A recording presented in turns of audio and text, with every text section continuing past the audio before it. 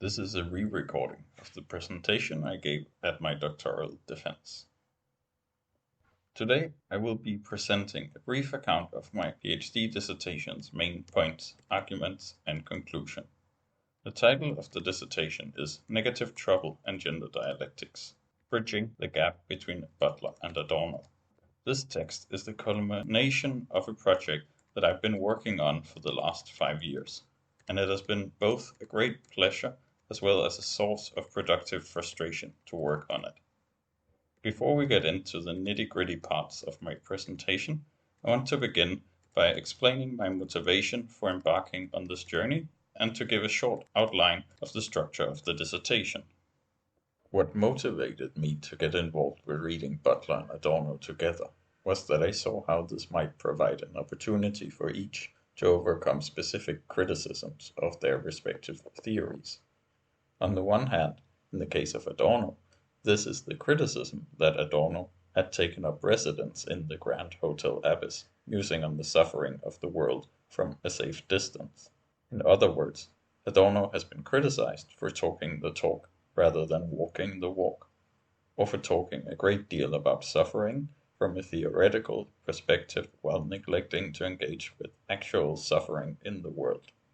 On the other hand, in the case of Butler, there is the criticism that they argue that everything is socially constructed, because their main focus is taken to be on cultural factors rather than materiality. Hence, a central aim of my dissertation is to show by reading Butler with Adorno that this interpretation is mistaken. I wanted to overcome both criticisms by juxtaposing Butler and Adorno so that each would gain what they lacked from the other. Adorno would help Butler by providing a dialectical account of materiality, while Butler would help Adorno by giving negative dialectics a concrete emancipatory project. In the dissertation, I first deal with Adorno's negative dialectics. This is followed by a juxtaposition of Adorno with Foucault and Derrida. I then move on to Butler and finish the third chapter by juxtaposing Adorno with Butler. I conclude the dissertation with a short essay on Butler, negative dialectics, and new materialism. I depart from this structure somewhat because it allows me to present the main points of the dissertation in 20 to 30 minutes. One of Butler's most important works is Gender Trouble, which contains the argument that the distinction between sex and gender turns out to be no distinction at all, or as Butler wrote much earlier, whether sex was not gender all along. Hence, Butler collapses the distinction between the two in favor of a cultural interpretation of both. With these statements, Butler proposes a radical reorientation, a self-criticism of feminism, and a turning away from a binary understanding of the categories of sex and gender. The rationale behind this is to open up feminism so that it also includes other kinds of genders, sexes, and lived experiences on the margins of society. Or, as Audre Lorde had suggested before Butler, feminism ought also to include the perspectives of poor women, black and third world women, and lesbians. By showing how sex and gender are socially constructed, how they are both categories subject to change depending on the social context, and because neither can be shown to refer to an original, Butler concludes that the language we use, the discourses within which our conversation takes place, all of these structures what counts as meaningful ways of talking about gender and sex. Butler has been criticized for giving primacy to the cultural aspect of gender, since Gender Trouble argues that gender and sex are both linguistic constructions. This criticism led Butler to write Bodies That Matter as an attempt to retrieve the body from what is often characterized as the linguistic idealism of post-structuralism. Butler wanted to deny the interpretation that matter has no place in their argument by showing how bodies materialize through social practices. That is, how bodies come to have meaning through socially enforced norms that at the same time order the world into intelligible and unintelligible categories. I would like to explain this briefly by referring to Butler's idea of the performativity of drag. According to Butler, drag performances show how gender categories do not exist before the social context that they appear within. Based on this realization, Butler then goes on to argue that gender is something that someone becomes through repeated acts of socially intelligible or acceptable actions. In other words, I am a man because I act like a man, and I therefore become a man when I act as a man is supposed to act under the social norms that govern various social contexts. However, this means, as Butler says with Nietzsche, that there is no doer behind the deed. The deed is everything. In other words, the subject becomes a subject through the deed, by doing, and this means that there is no subject before the act. In my dissertation, Kerry Hull and Marcel Stützler's criticisms of Butler and their subsequent attempts to juxtapose Butler with Adorno constitute significant suggestions or theoretical starting points for my own juxtaposition of Butler and Adorno. On the one hand, Hull argues that Butler's notion of gendering would better account for the materiality of the body if read through Adorno's negative dialectics. One example of this is when Hull argues that Butler's claim, "If one is a woman, that is surely not all one is," that this claim is similar to Adorno's claim that objects do not go into their concepts without leaving a reminder, and this indicates the untruth of identity, the fact that the concept does not exhaust the thing conceived. According to Hull, Butler and Adorno converge because of their similar criticisms of identity thinking. On the other hand, Stützler adds a novel nuance to Hull's suggestion by showing how a close reading of Butler allows Butler's account of gender to be thought within a dialectical framework that, while present in Subjects of Desire, was later rejected in Gender Trouble, where dialectics is claimed to be phallogocentric.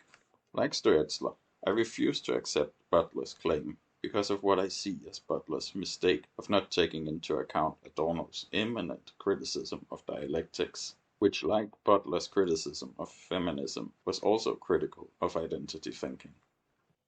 I will now briefly describe Adorno's negative dialectics, after which I will return to Butler and show how I understand Butler and Adorno being engaged in similar kinds of criticisms of the status quo. Criticisms that in both instances start from similar ethical gestures that are set in motion by the realization of the untruth of identity. Adorno begins the book Negative Dialectics with the statement that negative dialectics flaunts tradition and seeks to free dialectics from affirmative traits. With this statement, Adorno wanted to signal a break with Hegelian dialectics and its focus on seeking absolutes through the positive overcoming of contradictions. Instead, Adorno wanted to revise dialectics so that it forgoes the urge to look for positive ends, and instead of this makes negativity its central trait. To do this, Adorno uses Kant to criticize Hegel, and Hegel to criticize Kant. This means, on the one hand, that Adorno used the Kantian block to stop Hegel from progressing towards the absolute. On the other hand, Adorno used Hegel against Kant to allow dialectics to function as a process we may describe as immanent critique, as well as allowing for the dialectical play of contradictions, rather than perceiving these, as Kant had, as unsurmountable. Hence, negative dialectics is for Adorno a process of criticizing without this leading to an absolute. Instead of this, it leads to the realization that what we believed, that our opinion, was wrong. In other words, negative dialectics for Adorno meant to be engaged in criticizing a theory or position by showing how it fails to be identical with what it claims to be, that is, its identity. We find this exemplified in Dialectics of Enlightenment, where Horkheimer and Adorno showed that the Enlightenment reverts to barbarism when its attempt to emancipate humanity from nature led to an increased absence of freedom. That is, how the Enlightenment led to the development of fascism, the 2 world wars, and nuclear bombs. To this, we might also add climate change and the loss of biodiversity as contemporary examples of the same. In short, Adorno wanted to rethink dialectics in a way that refocused it towards what is left out when traditional positive dialectics progresses towards the absolute unity of concept and object. In other words, Adorno wanted to focus on non-identity rather than identity, on that which does not fit within the absolute, that which must be left out, neglected, exiled, or forgotten, so that the absolute can pretend to cover everything. This focus on non-identity is something that Adorno has in common with Butler, since both are critics of identity thinking. But whereas Adorno was critical of this in general, Butler's criticism is specifically aimed against the totalizing gestures of feminism. Butler was particularly critical of earlier feminists' claim that the proper subject of feminism was women in general, women as a universal category. In criticizing this, Butler's reproach of feminist identity thinking does the same as Adorno's negative dialectics. They both seek, in Adorno's words, to dissolve the congealed, fixed, systematic edifice of philosophy. On the one hand, for Butler, this dissolving begins with an individual's failure to be fully constituted by their gender category lets us know that something is wrong.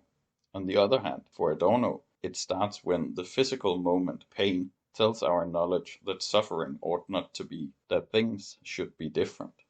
In other words, when a drag performance shows that it is not necessary to be a biological woman to be a princess, drag, which is often an over-theatrical performance, is, in Adorno's words, a measure of truth only when we are conscious of the non-identity of an expression with that which we mean.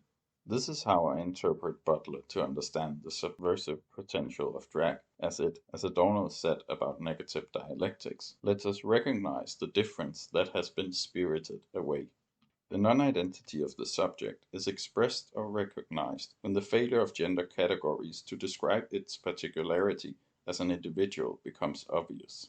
In this way, the subversive potential of drag comes forth and expresses itself as a resistance towards the gender-making identity machine, an expression which is also an indirect expression of a longing for things to be different, a longing for suffering to end.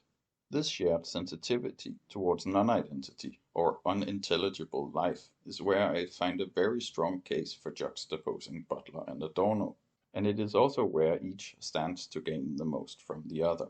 On the one hand, Adorno stands to gain from being associated with Butler's concrete emancipatory project, since this would show that negative dialectics is not just amusing from afar. On the other hand, Butler stands to gain since negative dialectics makes it much clearer how the materialization of gender via language comes with a longing for suffering to end. That is, it comes to suggest an ethical gesture.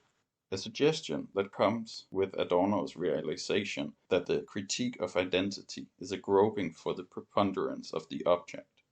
This realization makes it clear that we can only grope for materiality, and that this groping, which is an attempt to express the inexpressible, only imprints on us through our mediated experience of suffering and the subsequent recognition that suffering ought not to be.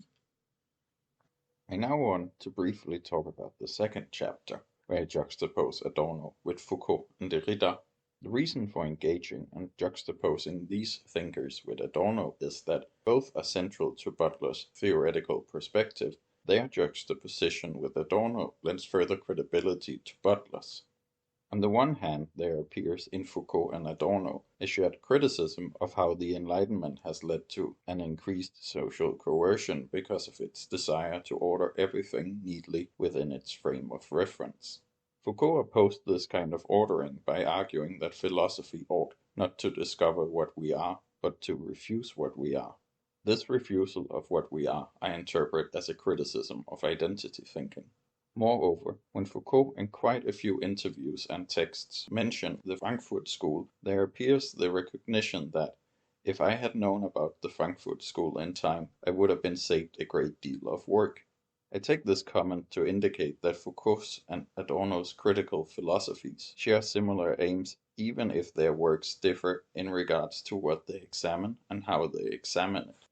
On the other hand, Derrida and Adorno can be juxtaposed, since Derrida's interest in deconstruction and language also seeks to uncover what is hidden or non-identical within a text or in a theory. Moreover, Derrida parallels Adorno's ethical gesture through the claim that deconstruction is justice. With this statement, Derrida suggests that deconstruction at its core is connected with doing justice to the traces of otherness that normative society cannot tolerate because it threatens its identity. Hence, even though deconstruction and negative dialectics use different terminology, both criticize identity thinking through their attention to what is hidden. Thus, Adorno, Derrida, and Foucault can all be said to be interested in showing the wrongness of the present by criticizing those categories that exclude anyone and anything that threatens its hegemony. And all three thinkers do this in slightly different ways, by paying attention to what is hidden, illegal, different, or non-identical. I now want to return to Adorno and Butler. Adorno once said that dialectics no longer glued to identity will provoke either the charge that it is bottomless or the objection that it is dizzying. Similar to this, drag performances are, according to Butler, subversive when they question gender categories in a way that makes it clear to the audience that gender categories are contingent on social norms. Moreover, gender categories only appear as unquestionable categories of identity so long as they are continuously acted out faithfully. Thus, both Butler and Adorno mocks identity thinking, and it is because of this mockery that the possibility for realizing that something is wrong comes about. Realizing this can make us dizzy because drag, by questioning social structures and categories that we normally take for granted, has the potential to upend our everyday view of the world. Concluding the dissertation is a short essay on Butler and new materialism, as this was envisioned by Karen Barat and others who, like Barat, are inspired by quantum physics and diffraction, who wants to pay homage to the fact that the world and our knowledge of it are multiple and dynamic rather than singular and static. The conclusion aims to suggest how it is possible to think of this new materialism in a productive dialectical tension with Butler's wrongly presumed linguistic idealism, so that new materialism and Butler brings out hidden nuances in the other. Moreover, I want to show how Barat's agential realism, like all critical theories, contains an ethical gesture that animates it. Barat calls for an ethics of knowing that entails thinking the cultural and the natural together in illuminating ways. This is, I argue, similar in scope to the ethical gestures that animate or drive Adorno's, Butler's, Derrida's, and Foucault's critical philosophies. Hence, the conclusion of the dissertation is meant not to wrap it all up, but rather to end on a note that will resonate in the reader and me a need for further examinations of the many ways that social criticism, despite the present, tries to give birth to hopes for future emancipation. To sum up shortly, by juxtaposing Butler and Adorno, negative dialectics and gender trouble come together in a critical constellation where each gains something that was missing before. On the one hand, Butler's materialism, read with Adorno, becomes a point where the failure of the conceptual order to fully describe its object is the site for a potential subversive expression of non-identity, a site that is teeming with ethical gestures and hope. Moreover, since materiality is not fully subsumed to language, because of Adorno's preponderance of the object, Butler's materiality stands in a better position against those who claim it is fully subsumed within language and culture. On the other hand, Adorno read with Butler gains a very concrete example, drag performances, which exemplifies how subversion, contradiction, or difference, by eliciting a dizzying expression of the untruth of identity, provides a point from where we can begin to think critically about the wrongness of the present. A criticism which comes with a hope that this wrongness might be otherwise, changeable, and perhaps redeemed. I hope you have enjoyed my presentation. If you want to read my dissertation, the link is in the description.